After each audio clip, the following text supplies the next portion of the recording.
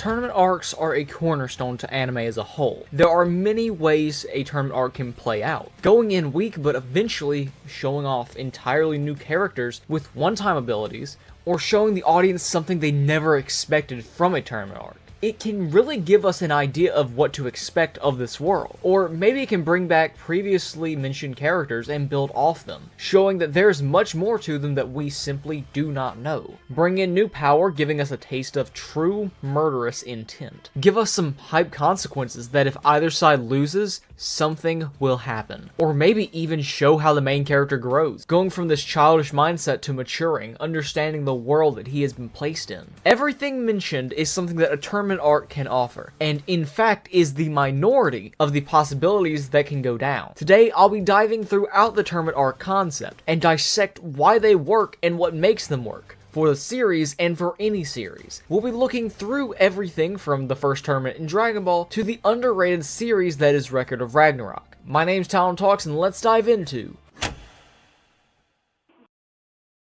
the anatomy of tournament arcs.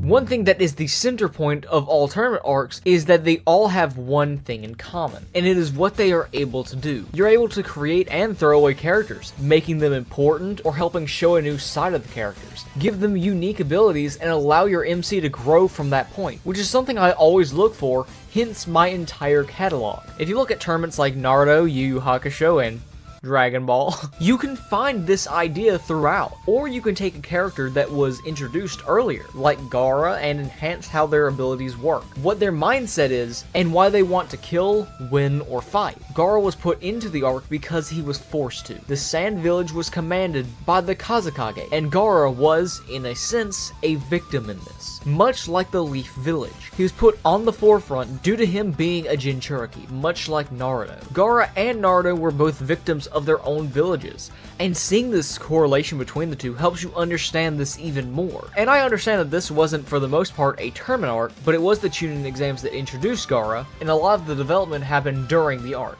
And yes, that includes the ending of it. But what it also did was bring Sasuke to a point where he hungers for power. It's not the only thing on his mind, but he realizes that Naruto is so much more powerful than himself. He cannot accept that. He will not accept that. That's what's good about the character development in this series. It doesn't make a single character the focus. We focus on Naruto, Sasuke, Gaara, Kakashi, and others. There is never a boring moment inside or outside the tournament itself. Even during the tournament, we understand the character of Shikamaru and how smart he is, which leads to the Sasuke retrieval arc. Notice how many of these characters get the spotlight. What gets set up throughout is how the characters act. It's something that I can't get enough of, and is one reason that this tournament arc specifically works. It wasn't just development for the characters as of now, but it was development for what happens later. And that is something that is a big problem within tournament arcs. It focuses on the tournament itself, and doesn't set up what's going to happen after it. Dragon Ball has some of the most praised tournament arcs of all time, but even it falls victim to it. It's not required of any series to do this, but I think it works to the advantage of the series, because you get to hint at what's going to happen and who's going to be important later down the line. This entire Chunin exams arc falls under setup, and it was only one way of using setup, setting up an arc after it. However, what if we set up the arc during? That's where two of the most iconic series of all time comes in. The setup is also very important, setting up the premise as to what the arc is going to be, as well as the theme. The Cell games and Record of Ragnarok understand that the setup can induce fear, and they take advantage of that. The Cell games was set up right after Vegeta and Trunks are basically defeated. There was nothing else that could reasonably be done. No one could defeat Cell, and that created a sense of fear and hopelessness for the characters and the audience. And Record of Ragnarok used the same type of fear. However, it was used in a much better way, as Record of Ragnarok began with the narrator saying that a human cannot beat a god, no matter what, because it is impossible. This series used that very line to tell us that it's impossible to beat a god, and to show us it killed two on the human sides, two who were insanely powerful. Immediately who were killed were Lubu and Adam, destroying any hope that we had left. And by the time we got to the third bout, we just thought the humans would lose again. And right here, the greatest swordsman of all time. Even in the face of defeat, he advances! Behold history's greatest loser! But despite all odds, in the third bout, the humans won. In fact, in one of the best storytelling methods, I've never seen something so great like this done before. This was one of the most creative ways to display storytelling. Time after time after time, we saw the greatest loser, Kojiro, die. It kept getting revealed that he was never killed. Time after time, he had kept getting killed. We had constantly seen it. We saw this character die over and over and over and over again. You might be wondering why I keep repeating that he dies time after time, because that is all we can think throughout. We only think of the human's eventual loss. However,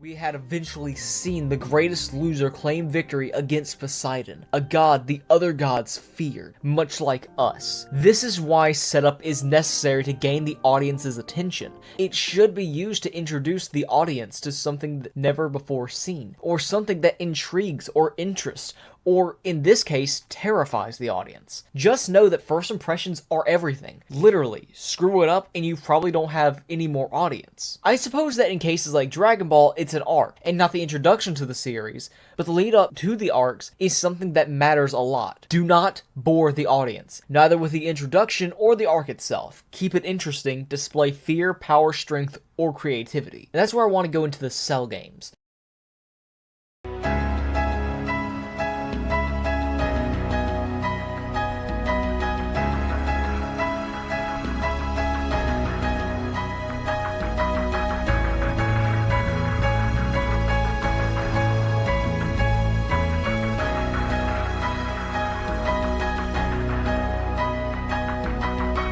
Despite all the training the good guys have done, they are immediately taken out. They cannot win, and they will not win.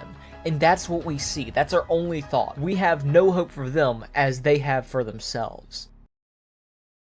However, a character, a small boy, the pinnacle of being scared itself, the one who was always terrified, stands up and fights Cell. And in fact, he defeats the icon of fear, the embodiment of terror itself, Cell. It was one of the most beautiful things to watch, and it was all thanks to the premise and theme. That is why all these tournament arcs work. They're not simply interesting because they're kept alive amongst just the fighting. Even in the training, using that as a way to show us uncertainty, or lack of training to show us that these characters are not the same that we saw before, but as well through the writing, and even with how the tournament arcs are used for the audience. If you're going for serious, comedic, depressing, exciting, all of these can be used to keep everything alive to those reading or watching. But Dragon Ball took the idea of hopelessness and made it the theme. This proves that anything can be the theme. One simple word. Just like a regular arc in Soul Eater having trust as the main topic, or the Frieza saga using the idea of evil versus purity. As long as it can be handled well, you can make it an arc.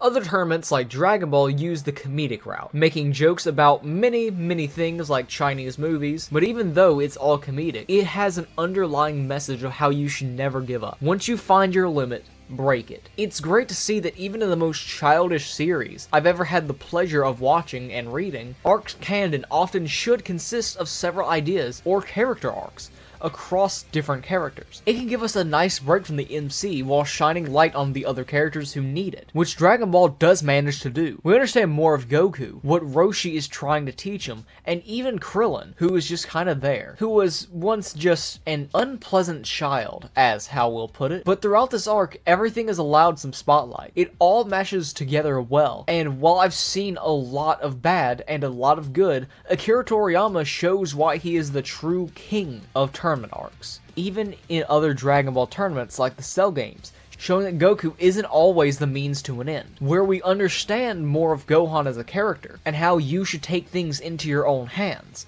and how fear shouldn't keep you from overcoming the impossible. Or like with no, not using you. Akira Toriyama understands the ins and outs of how these arcs work, using character, motive, theme, and choreography in a way that feels uncannily superior to most series. Really, it's terrifying how good he is. Up until the Tenkaichi Budokai began, the series hadn't been all that popular. That's what Torishima had told me. Your protagonist is rather plain. That's why it's not popular, he said. Personally, since I was doing a fighting story for the series, I had intentionally made the protagonist's clothing excessively plain. So this annoyed me. Then I figured out, well, let's increase its popularity, I thought. When I had designed Goku's character, the words that best represented him were, "I want to become stronger." So I thought I'd bring that to the front. Yep, it took his third try to finally win. Everyone around me was saying, I'm sure Goku will win in the end. And whether it was intentional or not, this all added to Goku as a character, learning to never stop breaking those limits, and to never stop training. These losses gave him reason and motivation to keep training, which really worked out in the end, as Dragon Ball probably wouldn't be as popular as it currently is. It may not be the first or only reason that Dragon Ball got so popular, but one thing that intrigues the audience is the arc Goku goes on. It's a positive change arc, as stated by K.M. Weiland in her book Creating Character Arcs. The positive change arc in its simplest manifestation is about the protagonist changing priorities. He realizes the reason he's not getting what he wants in the plot because either A, he wants the wrong thing, or B, his moral methods for achieving what he wants are all wrong. Obviously, Goku falls into the former. He did become strong, and he would just stop training after he assumed that he would win, being humbled and made to learn that he must keep training. There's a reason people flock towards tournament arcs, and it's because it's all 50% character, 50% fighting. These were all great examples of storytelling, using the author's advantage. Each and every one uses a theme, expands upon it, and uses it in a way to blow up and make the entire arc explode. Why do you think Dragon Ball got so popular? What about Record of Ragnarok and the Chunin exams? All of these had a theme, a setup, a premise, an idea. While all were basic, what made these work is how they were used. What also needs to be used, especially in a good way, is how the tournament arc goes. I have an example that I think isn't too good. A tournament arc I think should be the standard, an example that has been praised for decades as the pinnacle of tournament arcs. Especially so, as I've noticed after the Totally Not Mark video. I would never break the habit of mentioning him at least once in these videos. My Hero Academia's tournament arc had several things that I thought simply didn't work. The theme is about passing the torch on to the next generation. The idea is to show all these characters off and give them a pretty good spotlight, trying to get the audience to enjoy them. And the setup is Deku needing to learn how to use his ability. Or Izuku. Honestly, I don't really care at this point. Horikoshi, just let it die, man. The tournament arc was done across 22 chapters, which is a decent span. Some would say it's too short, and I understand. But when you have a long stretch of chapters, it can often get repetitive and boring. So 22 is a pretty decent span. It is a good way to tell a great story. My main problem here is that the opportunity wasn't taken advantage of. The sports festival was mentioned in Volume 3, which I believe is a little too soon. But it depends on how the characters can work on of it, which, while a lot of characters do get some development, it doesn't work greatly. This is because, due to the extensive amount of characters to choose from, one here, one basically everywhere. Oh look, there's Waldo. Taking away a lot of attention from the other characters. Shoto, Bakugo, Deku, Ochaku, Oshak, I'm sorry, I'm very tired. That is one of the things I do not like about this arc. We haven't been introduced to barely any characters, at least not too much. This is why tournament arcs usually take place later in the series, and why a lot of these tournament arcs let you get used to the characters, because tournament arcs are for all the characters to grow. If you introduce a tournament arc too early, then it doesn't happen, especially if you have a massive cast. Record of Ragnarok seems to be a very good outlier of this, as it introduces each character with every bout, with all their development happening during that fight. We were introduced to too many characters in such a little amount of time, but this arc stretched that light to a point where it appeared to be a dim lamp lighting up a room, being the only source away from the demons that are forcing you to write this script. Please help me. I also want to talk about the race. The race was actually pretty good. It wasn't the best thing I've ever seen, though. It was just a race, and whoever finishes first gets 10 million points. I feel like he just made up that number right there because he needed one and he didn't come up with anything. Then this 4-man per team fight, which is probably one of the worst things I have seen. Basically, you have 3 people as the acting as, the horse, is it? With the person in the middle being held up, being the captain. If even one person gets separated and hits the ground, the team is out. If the captain gets separated and hits the ground, the team is out. Basically, if anyone gets separated and they are touching the ground, the team is out. And then the actual battling. It was a decent take on the tournament arc, but I don't think that it added much to the memorability of MHA. The only part where it gets good is towards the end. The characters managed to shine there the most. It was all on the up and up. I found myself enjoying the arc up until Shoto versus Bakugo. God. Oh, we were doing so good. This fight was what it was all leading up to. One chapter, or to be precise, 19 pages. This was an awful way to end it. It wasn't even as exciting as the other final battles. And while I would like to compare it to other tournament arcs like Gohan vs. Cell, because at least it was more than 3 chapters, there it went all out. Here, I honestly forgot that this fight existed. It was so forgettable. Perhaps it was actually because I haven't read this manga in about 7 months. But still, why would you end an arc, especially make the fight that this entire arc's been leading up to, just so short as 19 pages? It's not the way to go. And you might all be criticizing me because I compared it to Gohan vs. Cell. Here's the thing, we should compare Horikoshi's writing to Akira Toriyama's. Akira Toriyama might be the GOAT, but he got there because he tried. I do understand that short fights are kind of a cornerstone for Horikoshi, especially in the earlier parts of the manga. It's just that it was done way too early for us to enjoy the characters the way he wanted us to. Stretched the light for too many characters to a point where I almost dropped it if it weren't so short. And adding everything up that was wrong, it made it so agonizing.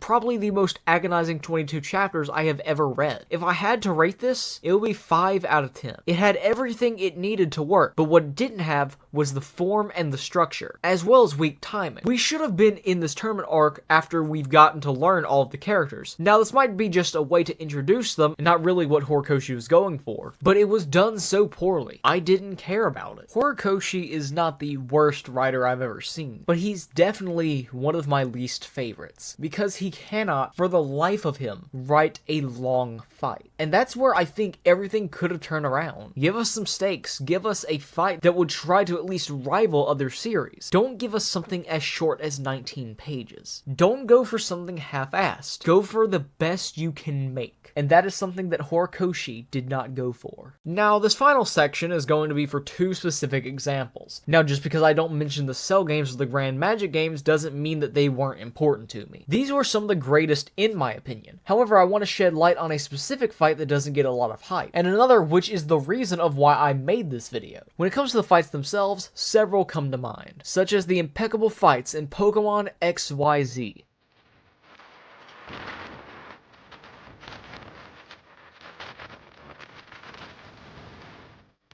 Specifically, the first battle for Ash is when Greninja changes into the appropriately named Ash Greninja, showing off that bond front and center. However, another battle struck my interest, a battle that was teased since Kalos Quest, a battle that everyone had been waiting for. Ash versus Sawyer. Passion versus analysis. Mega evolution versus sheer bond. I present to you the greatest written fight I think I've witnessed in such a long while. Throughout this fight, both are referred to as almost one of the same. However, are conveyed to be complete opposites in the same breath, using battling style as a way to tell the audience that they are very similar. Hawlucha versus Slacking was the first bout, taking great effect on the tone of the battle. Hawlucha couldn't take down Slacking because Slacking was not moving, which is one weakness to Hawlucha's fighting type. His weakness was his opponent not fighting back. Eventually, we had Talonflame, no relation, versus Clauncher, Water versus Fire, which eventually became Pikachu versus Aegislash. All these battles mentioned were based on one idea, opposites. The immovable object versus the unstoppable force in Slacking versus Hawlucha. The water suffocating flames in Clauncher versus Talonflame. Steel's strong, unyielding form versus electricity's unpredictability. Passion versus analysis. Of course, Sawyer is passionate about this battle, but he uses his analysis, and it has been used to be the direct counter to Ash. That's what Sawyer brings into the series, the battery ram to Ash's impenetrable wall. This fight showed us how long that wall could last, but we're only halfway through the battle between these two. Though they both seem evenly matched, there's a turning point. Pikachu and Ash are cornered. Aegislash and Sawyer are about to win. Nothing Pikachu can do will get him any closer. It all seems hopeless. Not a single thing can be done. However, Ash, much like always, sees an opening, and so Pikachu as well as Ash counter Aegislash at the right time and take him down. Throughout this fight, Sawyer was trying to cut Ash down, but it was Ash who was the one who came out on top. This preaches to us, the audience, that we should never count Ash out of the fight. That no matter how tough an opponent he faces, Ash and Pikachu will always come out on top. Well, until the end of the tournament, Ash and Sawyer are fighting to settle a score, but to prove to themselves that they can win, that their dreams will come true, to prove whose bonds are stronger. Noivern was a thrown fight, but it also proves that they were equally matched. They both were taken out at the exact same time. Convenient, but worth mentioning for this battle. The same goes for Gudra versus Slurpuff, but this as well is telling for this battle. But for those of you who know Pokemon, you would know that Gudra has the type disadvantage. It seems that after Pikachu versus Aegislash, everything's in the hands of Ash, and Ash is now left with 2. Sawyer left with 1. And Pikachu gets slammed out of the competition. Sceptile takes down Pikachu like it was nothing. This here leaves Ash with 1 partner, 1 saving grace, 1 road to victory, 1 bond remaining strong.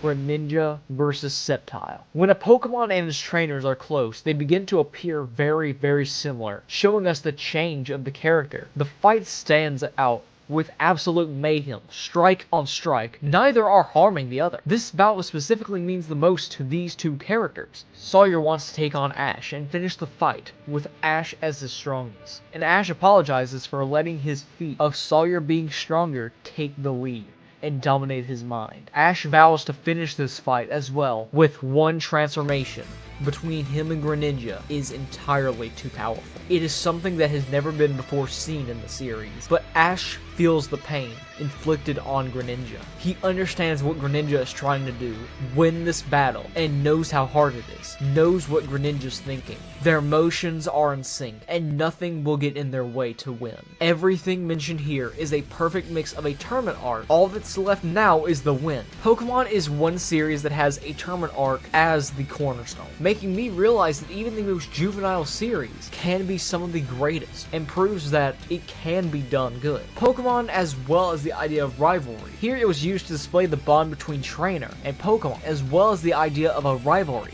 crafting a character entirely based around the MC. However, what if I told you that one arc gets better than this? Yes, it can get better. Some might say that it's the pinnacle of tournament arcs entirely. What if I told you that I've watched the live action series and fell in love with the idea, which got me to watch it? That's right, Dragon Ball! I'm not going to do it again, I apologize.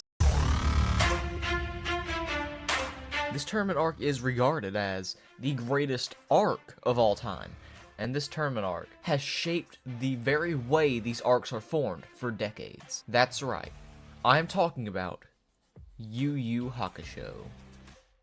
The lead up to the Dark Tournament is very short, I noticed. Oh, we're gonna train. Scratch that, no we're not. We're going to jump directly into the tournament itself. This is all because we're being kept out of the know of what's going on, of what's going down, of how strong our team has become. We don't know where they are, or how they got to that point, which is a great way to show a tournament off, which also works for the characters. They all look different from when we last saw them, and from when they were first introduced. This is something that should be present in all tournament arcs, and what I've neglected to talk about in the Cell games, for whatever reason. And now on to the setup. It was all set up for the first battle. It's done in a way that makes everything unpredictable, even down to the morality, action, ideologies, character growth, and development of the situation. Everything's got god tier. There's simply not another thing that I would prefer over the way it's been done, which is rare. Which for one thing, yeah, that's basically the standard. You're never gonna get something right all the time. However, that does not apply to Yoshihiro. However, that does not apply to Yoshihiro Togashi. The training and lead up is special as well. The tests presented to Yusuke tests him as a character and what he can and is willing to do. And that's what I respect about this arc. That's why this arc works. Who he is, what he's gained, how will he learn it all. Characters are essential to tournament arcs as a whole, and they should take center stage, and that was given a far better opportunity due to this tournament setup. Each battle is unique and uses the characters in among the perfect ways imaginable. That's what I respect about this series, both the characters and the strengths. It doesn't just use energy beams or oogly boogly magic. It uses hand-to-hand combat, which is something that should never be ignored. Because constant beam clashes are not cool. Unless you're Dragon Ball. See, I don't apologize for lying to you, I don't.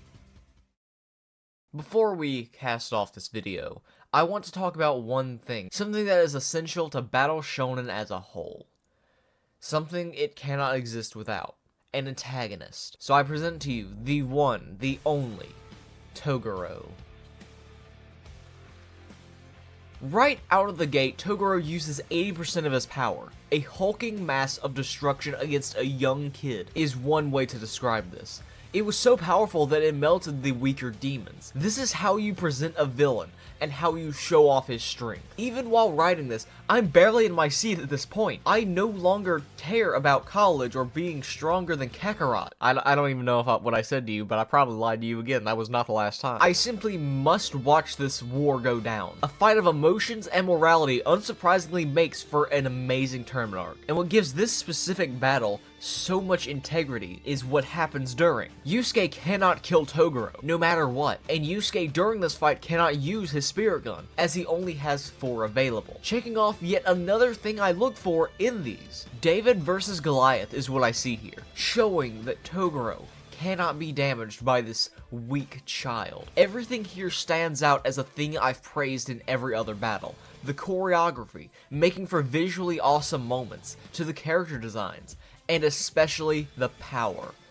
Oh my god, the power. This fight is just sheer power. I love everything about this singular battle. It makes you realize that this is what happens when you give someone as much creative reign as they need and desire. Yusuke punched this dude through a wall, and this man gets back up and slowly walks forward. I was so hyped from this one action. I cannot, and in fact, I refuse to acknowledge a better series using a tournament arc. The recent praise is justified. Toguro realizes that he cannot get Yusuke to use his full power and unlock his hidden potential. However, Pooh approaches Toguro and tells him that in order to get Yusuke to go all out, he needs to kill someone close to him. And after moments of deciding, Toguro approaches Kobara slowly to kill him in order to unlock Yusuke's hidden power. There is nothing Yusuke can do, no strike, kick, punch, that can keep him from approaching his friend to take him out of this world. Yusuke is powerless. This is one scene that might not seem like a lot, but means everything.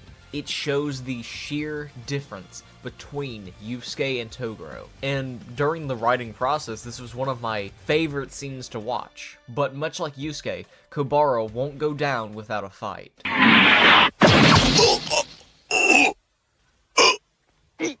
Something awakens within Yusuke. Watching his closest ally die in front of him triggered this new state. Toguro wanted a fight, and that's exactly what he'll get. Yusuke now realizes that in order to win, he must take a life. Something he had not been willing to do before. I went into this battle not expecting much. I thought it was just another overhyped series. My god, was I wrong. Don't get me wrong, I thought it looked really cool, but I thought these YouTubers were overhyping everything, and I thought all these people praising it were just blindly praising their favorite series. But I was wrong. I came back from this battle just knowing that this was different. This isn't your typical tournament arc. This is the greatest tournament arc of all time, and I can say it for myself, and if you don't believe me, please, watch this series. Watch the tournament arc. You will be amazed. Beauty is what can describe this fight. The characters, if you noticed, are visually different entirely. That's because they are. Not just visually, but they are literally not the same. And they finally make it into the light through that long tunnel that was this arc. I highly recommend that you watch this tournament arc, because this battle is one of someone who found his humanity versus someone who lost his.